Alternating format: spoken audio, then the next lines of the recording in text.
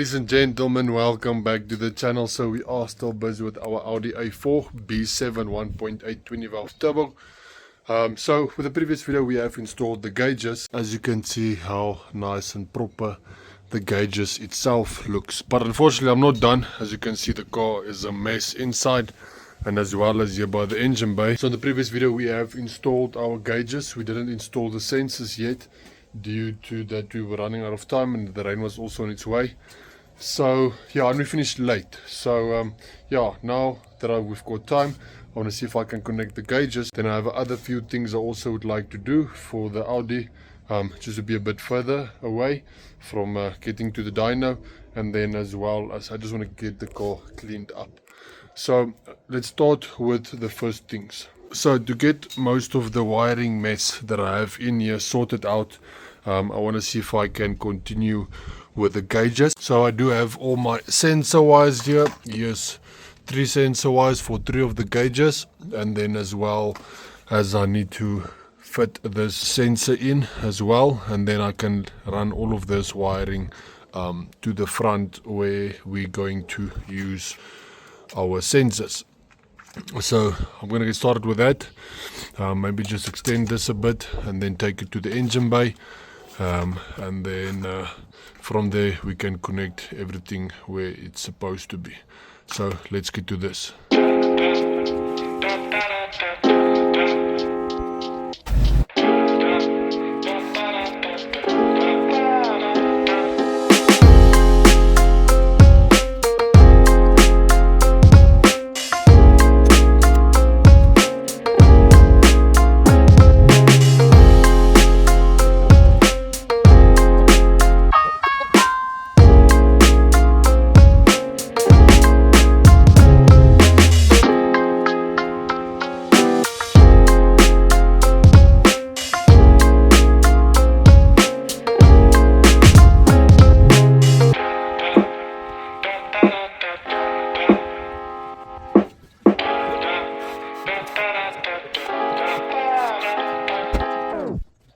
Now we have most of our wiring done. As you can see now with our gauges, we should have 2 that's working. One is our boost gauge, it's working, and then our voltmeter is working. The A4 is not working yet, as well as the oil temp and oil pressure is not working yet. The reason for that is that I accidentally broke the oil pressure sensor. I did order a new one, so as soon as I get this one, and then also install the oil temperature and the oil pressure. And then the AFR, we still need to weld another fitting for our AFR sensor so that that can be connected, as the management is using 2, and then we're going to need one additional one for the gauge so that we will be able to read what's going on there. So yeah, that's done for now. The wiring is done for now, and then I also have the wiring for the oil temperature, and the oil pressure is going down here. It's going all the way at the back, and then it's coming out here, and they'll notice here there's like a black line. That is the 2 wirings for the oil temperature and the oil pressure. So yeah, once we get the new sensor, then we will go underneath the intake and then install that setup. Now with our gauges kind of done for now, something that I want to go and focus on is, once you look at the bottom, there really isn't enough space to press the clutch in, as your foot hooks here on this cover. And I believe the reason why this cover is here originally is due to that it was for a automatic car. We didn't have this pedal that was on this side, so they just put it there to rest your foot on. So otherwise than that, you don't need it. So I want to see if I can remove it. It seems like there's a cable tie there on top, so I want to see if I cut it, if that would be the end of our issues. No.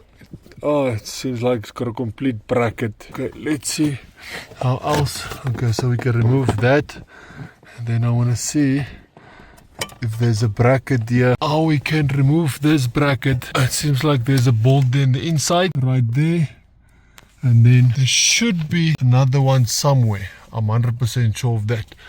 So let me quickly have a look. Let me get this whole thing uninstalled. With the whole thing removed, this cover now is completely off, and then there's 3 bolts that hold this bracket in place. So it's one here in the front, that's right here, that you can see it's there.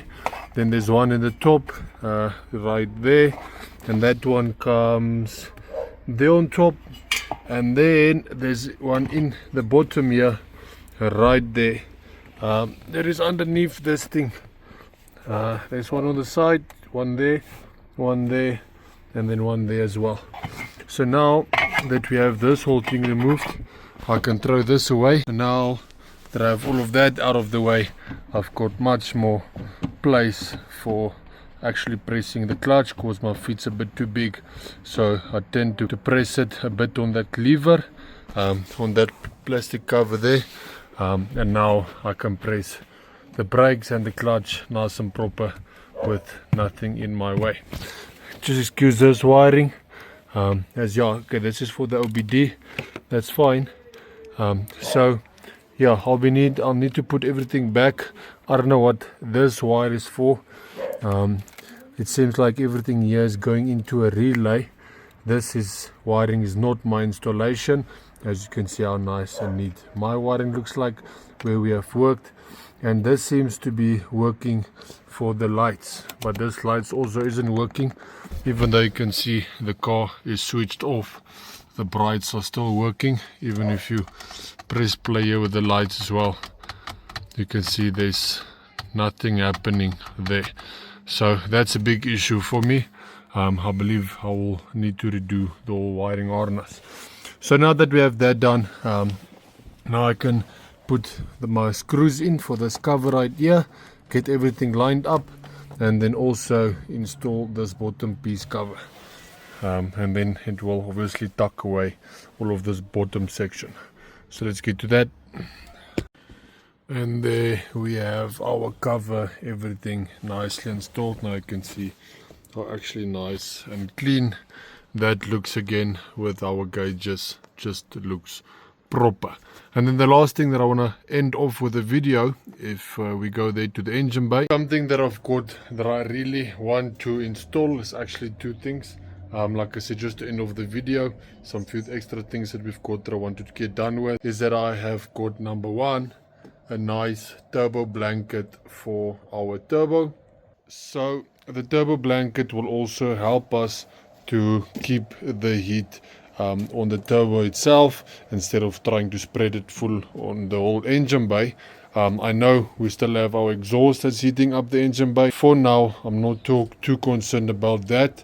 That will get sorted out before we're actually going to take the car for its dyno.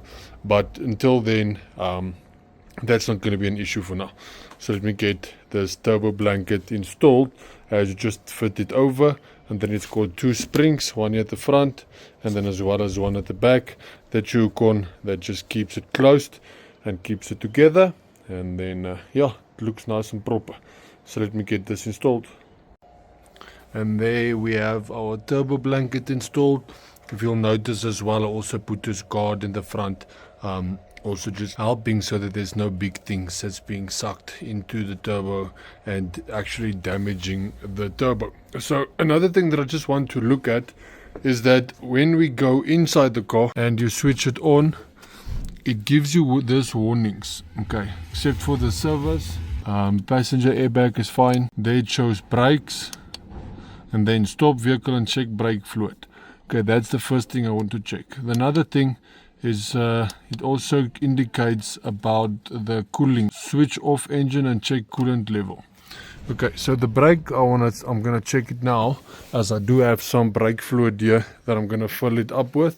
But what bothers me is that the water overflow reservoir, it is full. It's not like it's empty, and we have filled it up and let it idle and then just check to top it up again until the maximum level. I don't know if you can see there, but there is actually water in there as well. So I'm not 100% sure what the issue is there, what the problem is with that. But I want to see if I fill up the brake fluid that's there at that side, what is going to happen. So let me get that filled up, then we're going to have a look inside. So the level is full. I folded up a bit higher than I should have. That's why I'm keeping the cap off. So now once we move in the inside, I want to see if that MAC message actually disappears. Let me just pump the brakes a bit. Okay, so pump the brakes. So if I go through the settings, switch off engine and check coolant level. Okay, so that seems like it's the only problem that we have left, except for the Christmas lights that's showing there. But let me see if I fill it up again, and before I start it, if it's actually fine, if it's going away. So let's get that filled up quickly. So with the coolant now filled up, this is a much higher than I want it to be, because it does have a minimum and a maximum level, and that's obviously above the max. So now that we have that filled up, let's just go back to the dash and see what it shows. So now that we are back at the dash, it does seem like it's still showing in check coolant level. And I don't want to start the car now because it is obnoxiously loud and I don't want to make a lot of noise now. So perhaps on the next video we'll have a look at what's actually wrong with that. But I'm just glad that the brake fluid is sharp now. There's no issues there. And now it's only the coolant that's left. I'm going to end off this video now. As there's not much left that I still have to do. I'm still waiting for the sensor. And then we can install the oil pressure and oil temperature. And then we also still need to take the Audi to Vicy so that we can weld the AFR sensor on the exhaust. And then all our gauges will then be working 100%. So that's all. And then from there on dyno day, we just need to be sure that we are fully prepped to be able to send it to the dyno to make sure that it's proper. So yeah, thank you guys for watching. Must have a lovely day further and God bless. Ciao.